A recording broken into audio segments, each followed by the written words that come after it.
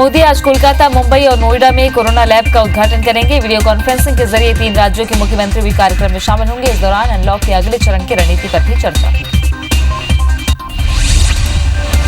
राजस्थान में सियासी संकट खत्म होने का नाम नहीं ले रहा। कांग्रेस की लड़ाई कोर्ट और राजभवन तक जा पहुंची है। हाईकोर्ट के फैसले के बाद अब सुप्रीम कोर्ट आज स्पीकर सीपी जोशी के सचिन पायलट खेमे के विधायकों को भेजे गए नोटिस के मामले पर सुनवाई करेगी। बिहार और असम में बाढ़ का कहर जारी है। बाढ़ में दोनों राज्यों में लाखों लोग प्रभावित हुए हैं। बिहार के 12 जिलों की आबादी भीषण बाढ़ का सामना कर रही है। पूर्वी चंपारण को गोपालगंज से जोड़ने वाले डुमरिया पुल को प्रशासन ने बंद कर दिया है। वहीं एनडीआरएफ और एसडीआरएफ की टीमें लोगों के बचाव अभियान में जुटी हैं। उत्तर कोरिया में कोरोना संक्रमण का पहला मामला सामने आने के बाद आपातकाल लगा दिया गया है। पहला पॉजिटिव केस सामने आते ही किम जोंग उन ने कोरोना के प्रसार को रोकने के लिए आपातकाल की घोषणा कर दी है। रविवार को दक्षिण कोरिया से अवैध रूप से उत्तर कोरिया के बॉर्डर में प्रवेश करने वाला एक शख्स कोरोना पॉजिटिव मिला है। दुनिया भर में कोरोना के मामले बढ़कर 1 करोड़ 64 लाख के पार हो गए हैं। वहीं कुल मौत का आंकड़ा 6,51,000 के पार पहुंच गया। अब तक दुनिया में 1 करोड़ से ज्यादा मरीज ठीक भी हुए हैं। दुनिया में सबसे ज्यादा मरीज अमेरिका, ब्राजील, भारत और रूस हैं। देश में कोरोना के मामले 14,36,000 के पार हो गए। देश में अब तक 9,18,000 से ज्यादा लोग कोरोना से ठीक भी हुए हैं। वहीं 32,812 लोगों की कोरोना से मौत हुई है। भारत में कोरोना के एक्टिव केस 4,84,000 के पार हैं। एक दिन में 48,000 नए केस मिले। मध्य प्रदेश में पिछले 24 घंटे में 874 नए पॉजिटिव मरीज मिले। कोरोना के पॉजिटिव केस 27,800 हो गए हैं। प्रदेश में 811 मरीजों की मौत हो गई है। अब तक प्रदेश में 19,228 मरीज ठीक भी हुए। प्रदेश में एक्टिव मरीजों की संख्या 7,857 है। राजधानी भोपाल में 205 नए मामले मिले। छत्तीसगढ़ में एक दिन में 429 कोरोना मरीज मिले। राज्य में मरीजों की संख्या 7,613 पहुंच गई है। प्रदेश में एक्टिव मरीजों की संख्या 2,626 है। छत्तीसगढ़ में अब तक 4,944 मरीज स्वस्थ होकर घर लौट चुके हैं। राज्य में कोरोना से अब तक 43 लोगों की मौत हुई है। रायपुर से सबसे ज्यादा 199 नए केस मिले। भारतीय सेना अब और मजबूत हो जाएगी। आज फ्रांस से भारत के लिए 5 रफाल विमान उड़ान भरेंगे। विमान की पहली खेप हरियाणा के अंबाला एयरबेस पहुंचेगी। राजस्थान में सियासी संकट खत्म होने का नाम नहीं ले रहा। कांग्रेस की लड़ाई कोर्ट और राजभवन तक जा पहुंची है। हाईकोर्ट के फैसले के बाद अब सुप्रीम कोर्ट आज स्पीकर सीपी जोशी की सचिन पायलट खेमे के विधायकों को भेजे गए नोटिस के मामले पर सुनवाई करेगा। महाराष्ट्र की राजधानी मुंबई में देर रात तेज बारिश हुई। भारी बारिश के बाद मुंबई के कुछ हिस्सों में जलभराव की स्थिति बनी हुई है। वहीं मुंबई के दादर इलाके में लोगों के घरों में पानी भर गया। मुंबई जैसे शहर में इस तरह के हालात बीएमसी के दावों की पोल खुल रहा है। बिहार और असम में बाढ़ का कहर जारी है। बाढ़ में दोनों राज्यों में लाखों लोग प्रभावित हुए हैं। बिहार के 12 जिलों की आबादी भीषण बाढ़ का सामना कर रही है। पूर्वी चंपारण को गोपालगंज से जोड़ने वाले डुमरिया पुल को प्रशासन ने बंद कर दिया है। वहीं एनडीआरएफ और एसडीआरएफ की टीमें लोगों के बचाव अभियान में जुटी हुई हैं। पीएम मोदी आज कोलकाता, मुंबई और नोएडा में कोरोना लैब का उद्घाटन करेंगे। वीडियो कॉन्फ्रेंसिंग के जरिए 3 राज्यों के मुख्यमंत्री भी कार्यक्रम में शामिल होंगे। इस दौरान अनलॉक के अगले चरण की रणनीति पर भी चर्चा होगी। छत्तीसगढ़ में हर रोज कोरोना के मरीज बढ़ते जा रहे हैं। ऐसे में सरकार लॉकडाउन की अवधि और 7 दिन बढ़ा सकती है। सरकार लॉकडाउन बढ़ाने को लेकर आज समीक्षा बैठक करेगी। मुख्यमंत्री भूपेश बघेल आज दोपहर 12 बजे अपने सभी मंत्रियों के साथ छत्तीसगढ़ के लॉकडाउन वाले जिलों में आ रही कोरोना रिपोर्ट की समीक्षा करेंगे। दंतेवाड़ा एसपी ने 405 मोस्ट वांटेड नक्सलियों की लिस्ट जारी की है। इन सभी नक्सलियों पर 1 लाख से 25 लाख तक का इनाम घोषित किया गया है। पुलिस अधीक्षक ने नक्सलियों से गोली बंदूक छोड़कर मुख्य धारा में जोड़ने की अपील की है। सीपीआई नेता मनीष कुंजाम ने दंतेवाड़ा के बोधघाट प्रोजेक्ट को लेकर कड़ा ऐतराज जताया है। उन्होंने विरोध को लेकर सरकार को तैयार रहने की नसीहत भी दी है। कुंजाम ने कहा कि इस प्रोजेक्ट से बस्तर का विकास नहीं बल्कि विनाश होगा। कैबिनेट मंत्री का दर्जा प्राप्त होने पर मुख्यमंत्री भूपेश बघेल के सलाहकार राजेश तिवारी का भानुप्रतापपुर में भव्य स्वागत किया गया। कांग्रेस पदाधिकारियों और कार्यकर्ताओं ने उनका स्वागत किया। इस दौरान तिवारी ने कहा कि जल्द ही सरकार शराबबंदी करेगी। छत्तीसगढ़ के स्वास्थ्य मंत्री टीएस सिंहदेव ने कहा है कि अस्पतालों में मिलने वाला भोजन घर जैसा स्वादिष्ट नहीं हो सकता है, लेकिन हमारी कोशिश है कि खाने की क्वालिटी और बेहतर की जाए। दरअसल स्वास्थ्य मंत्री सरगुजा पहुंचे थे, जहां कोरोना मरीजों को दिए जाने वाले भोजन को लेकर शिकायत मिली। इस दौरान मंत्री ने प्रबंधन को भोजन व्यवस्था बेहतर करने के निर्देश दिए। मध्य प्रदेश में कक्षा 12वीं का रिजल्ट दोपहर 3 बजे जारी किया जाएगा। इन नतीजों को mpbsc.nic.in की वेबसाइट पर भी देखा जा सकता है। एमपी बोर्ड 12वीं की परीक्षा 18 फरवरी से शुरू होकर 6 मार्च 2020 को खत्म होनी थी, लेकिन कोरोना वायरस के संक्रमण और लॉकडाउन के चलते इसे बीच में ही रोकना पड़ा था। बाद में बची हुई परीक्षाएं 9 से 16 जून तक आयोजित की गई। कोरोना के चलते छत्तीसगढ़ में इस साल पीटी, पीपीएचटी, पीपीटी और पीएमसीए प्रतियोगी परीक्षाएं आयोजित नहीं होंगी। राज्य के तकनीकी शिक्षा विभाग ने इसके आदेश जारी कर दिए हैं। इन तकनीकी पाठ्यक्रमों में प्रवेश परीक्षाओं में प्राप्त अंकों के आधार पर प्रवेश मिलेगा। वहीं दूसरे राज्यों के विद्यार्थियों के लिए पीटी, पीएमसीए में प्रवेश की प्रक्रिया जेईई मेंस और निमसेट में प्राप्त अंकों के आधार पर होगी। आज सावन का चौथा सोमवार है। सुबह से ही आज शिवालयों में शिव की विशेष पूजा अर्चना की गई। उज्जैन के महाकाल मंदिर में भस्म आरती हुई, लेकिन आरती में श्रद्धालु शामिल नहीं हुए।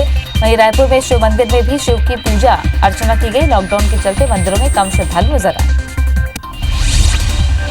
वाराणसी में सावन माह के चौथे सोमवार पर काशी विश्वनाथ मंदिर में भक्त पूजा करने के लिए पहुंचे। सावन में शिव पूजा का विशेष महत्व है। बता दें कि लॉकडाउन के चलते मंदिरों में पुजारी ही पूजा संपन्न करा रहे हैं। मंदिरों में कम संख्या में भक्त भोलेनाथ के दर्शन करने पहुंच रहे हैं।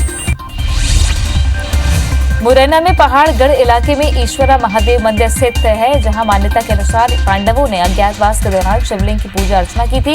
इस शिवलिंग की स्थापना विभीषण ने की थी। ईश्वरा महादेव मंदिर में रोज सुबह 4 बजे कोई अदृश्य शक्ति आकर शिवलिंग की पूजा अर्चना करती है। सावन में भक्त ईश्वरा महादेव मंदिर में पूजा अर्चना करने आते हैं। जगदलपुर के परपा थाना क्षेत्र के चीतापदर और कुरंदी जंगल में जुआ खेलने की सूचना पर पुलिस ने दबिश देकर 11 लोगों को गिरफ्तार कर न्यायिक रिमांड में भेजा है। पुलिस ने 29,500 रुपए, 52 पत्ते, 10 नग मोबाइल, 5 बाइक जब्त किए हैं।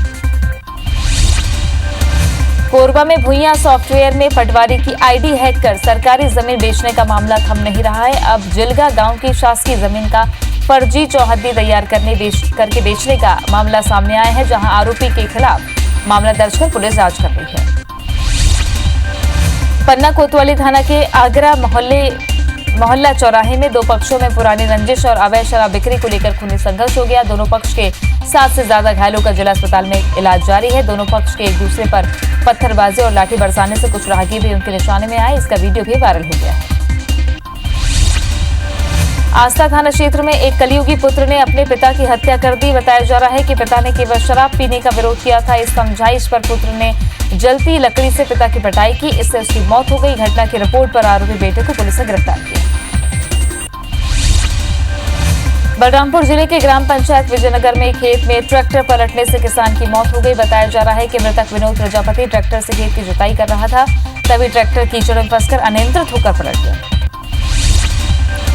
डोंगरगढ़ के डोकरा भाटा में 1.5 साल के विशाल साहू की हत्या मामले में उसकी बड़ी मां महतरीन साहू को गिरफ्तार कर लिया गया है। 7 बहनों का दुलारा होने से उसकी बड़ी मां को ईर्ष्या होती थी। पारिवारिक द्वेष और वंश को समाप्त करने की मंशा से विशाल को बड़ी मां ने पानी की टंकी में डाल दिया था। मां बाप की शिकायत पर पुलिस की जांच में हत्या का मामला सामने आया। अंबिकापुर से कांग्रेस नेता के बेटे ने खुदकुशी कर ली है। कांग्रेस नेता के बेटे अजनेंद्र सिंह ने खुद को गोली मारकर जान दे दी। मामला कोतवाली थाने के बाबूपारा इलाके का है। रायपुर के कालीनगर से पुलिस ने 12 किलो गांजे के साथ एक आरोपी को गिरफ्तार किया है। आरोपी सुभाष सरकार कुछ दिनों पहले उड़ीसा से गांजा लाकर दोगुने रेट पर बेच रहा था। पुलिस ने इलाके में दबिश देकर आरोपी को गांजा बेचते रंगे हाथों पकड़ा। वहीं जब्त गांजे की कीमत 1.5 लाख रुपए बताई जा रही है। हाथियों का झुंड अब गरियाबंद जिले में पहुंच गया है। बड़ी संख्या में पहुंचे हाथियों का दल फसलों को भी नुकसान पहुंचा रहा है। फसल नुकसान होने से किसानों की चिंता बढ़ गई है। ग्रामीणों ने वन विभाग को सूचना दी है। हटा के मड़ियादू गांव में बिजली वसूली कर रहे बिजली कर्मियों की बाइक की चालानी पर्ची काटना पुलिस कर्मियों को महंगा पड़ गया। बिजली कर्मियों ने पुलिस परिसर में चल रहे अवैध कनेक्शन को काटना शुरू कर दिया, जिसके चलते पूरी पुलिस लाइन अंधेरे में डूब गई। यही नहीं, बिजली कर्मचारियों ने मड़ियादू थाना प्रभारी के बंगले तक का कनेक्शन काट दिया। धमतरी जिले में पुलिस की टीम ने हाथी दांत के साथ 3 आरोपियों को गिरफ्तार किया है। पुलिस ने पिता और उसके 2 बेटों को गिरफ्तार किया। बता दें कि आरोपियों ने करंट लगाकर हाथी को मारा था और उसके 2 टुकड़े कर जमीन में दफना दिया था। मध्य प्रदेश के कई जिलों में एटीएम में ब्लास्ट कर पैसे उड़ाने वाले गिरोह को पुलिस ने धर दबोचा है। आईजी ने सागर संभाग के साथ जबलपुर संभाग में एटीएम में ब्लास्ट कर चोरी करने वाले गिरोह का सनसनीखेज खुलासा किया है। आरोपियों के पास से 25,57,000 रुपए, 3.5 लाख के नकली नोट और नकली नोट बनाने वाले एक प्रिंटर को बरामद किया गया। मध्य प्रदेश के गृह मंत्री नरोत्तम मिश्रा दतिया पहुंचे, जहां 27 करोड़ की लागत से बने बाईपास मार्ग का भूमि पूजन किया। वहीं भांडेर में सोलर प्लांट के लिए जमीन का निरीक्षण भी किया। लोगों से बीजेपी को जिताने की अपील करते हुए भांडेर के विकास का आश्वासन दिया। बालोद के दली राजहरा के वार्ड क्रमांक 16 में पेड़ों का जन्मदिन मनाया गया। पर्यावरण संरक्षण का संदेश दिया गया। इन पेड़ों के पौधे आज से 17 साल पहले लगाए गए थे। वहीं डूडिया ग्राम में पेड़ों से लगकर पेड़ों को नहीं काटने की अपील की गई। गौरेला के मोटर मैकेनिक अकील खान ने अपनी साइकिल में ही इंजन लगाकर उसे मोटरसाइकिल में बदल दिया। अकील अब गांव में इसी से घूमते हैं। इंजन चले साइकिल को देख सभी तारीफ कर रहे हैं। दुनिया भर में कोरोना के मामले बढ़कर 1 करोड़ 64 लाख के पार हो गए हैं। वहीं कुल मौत का आंकड़ा 6,51,000 के पार पहुंच गया है। अब तक दुनिया में 1 करोड़ से ज्यादा मरीज ठीक हुए हैं। दुनिया में सबसे ज्यादा मरीज अमेरिका, ब्राजील, भारत और रूस से।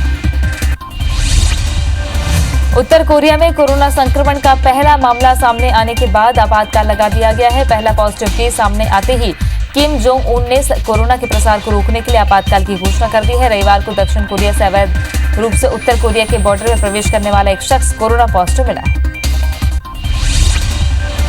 देश में कोरोना के मामले 14,36,000 के पार हो गए हैं। देश में अब तक 9,18,000 से ज्यादा कोरोना मरीज ठीक हो चुके हैं। वहीं 32,812 लोगों की कोरोना से मौत हो गई है। भारत में कोरोना के एक्टिव केस 4,84,000 के पार हैं। एक दिन में 48,000 नए केस मिले। मध्य प्रदेश में पिछले 24 घंटे में 874 नए पॉजिटिव मरीज मिले। कोरोना के पॉजिटिव केस 27,800 हो गए हैं। प्रदेश में 811 मरीजों की मौत हुई है। अब तक प्रदेश में 19,228 मरीज ठीक भी हुए हैं। प्रदेश में एक्टिव मरीजों की संख्या 7,857 है। राजधानी भोपाल में 205 नए मामले मिले। मध्य प्रदेश की राजधानी भोपाल में 24 घंटे में 177 नए कोरोना पॉजिटिव मरीज मिले हैं। जीएमसी के 2 डॉक्टर समेत 4 डॉक्टर्स पॉजिटिव मिले हैं। राजधानी में कोरोना पॉजिटिव मरीजों की संख्या 5,491 हो गई है।